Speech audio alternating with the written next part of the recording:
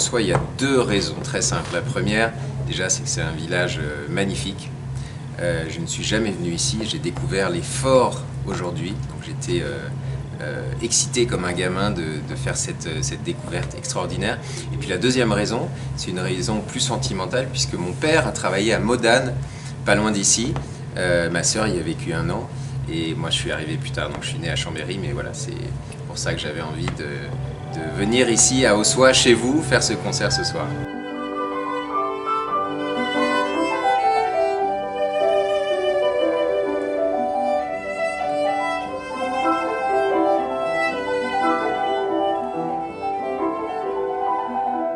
C'est un élan vraiment de communion que j'avais envie de donner à cet été, qui est un été évidemment particulier après le confinement qu'on a vécu.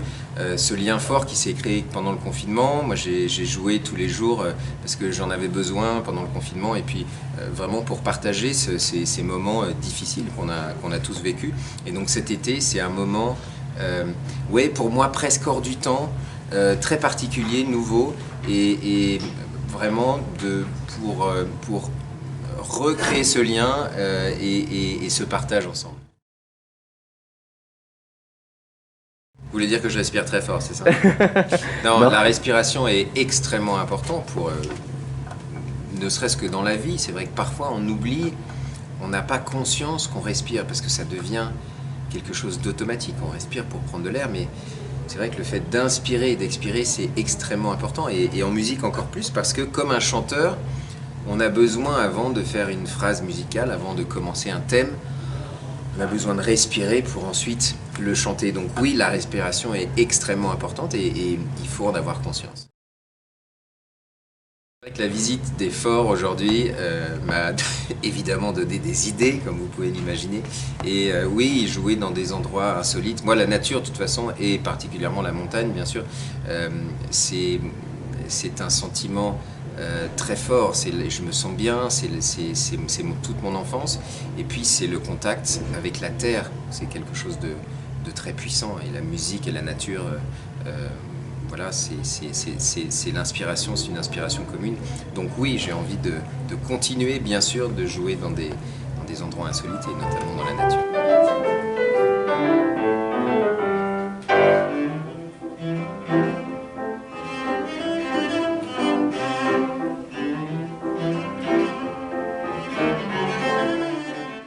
Pendant cette tournée d'été, je dois vous dire que je n'écoute pas beaucoup de musique parce qu'il y a beaucoup de choses qu'on doit régler pendant la route, tout ça, donc on parle, on en profite pour faire plein de choses.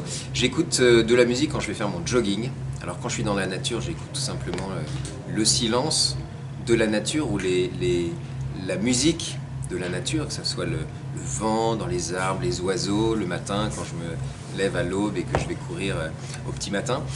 Et sinon, type de musique, quand je vais faire mon jogging, j'écoute un peu de tout. J'écoute de la pop, j'écoute du rock, voilà, toutes sortes de musique. Et j'écoute aussi beaucoup de jazz, puisque j'adore le jazz depuis tout petit.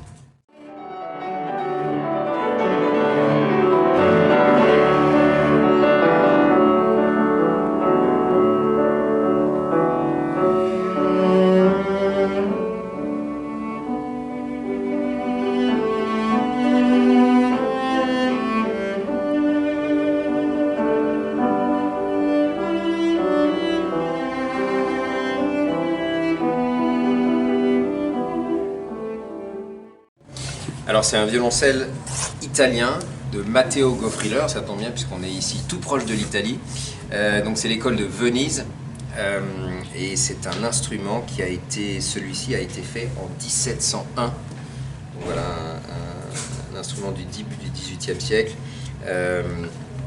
Un bois qui est très foncé, je ne sais pas si vous arrivez à voir sur l'écran, avec des veines du bois très larges. C'est un instrument qui a un côté un peu sauvage. D'ailleurs, je dis toujours qu'il est un petit peu à l'image de ce qu'il est, mais un instrument qui finalement n'a presque pas de limite de son, et ça fait plus de 20 ans que je le joue, et chaque jour je découvre encore des couleurs différentes, des sonorités différentes. Donc c'est une recherche perpétuelle, c'est absolument magique. Et puis cet instrument n'avait pas encore de nom. On sait que les grands instruments souvent portent le nom soit d'un grand musicien qui l'a joué dans les siècles précédents, ou le nom d'un grand mécène qui qu'il a acheté ou qu'il a offert à un instrumentiste. Ce violoncelle ne portait pas de nom et j'ai décidé de le nommer l'ambassadeur parce que je trouve que c'est la musique et ce violoncelle qui sont ambassadeurs finalement de cette paix et de cette musique. Voilà, donc il s'appelle l'ambassadeur.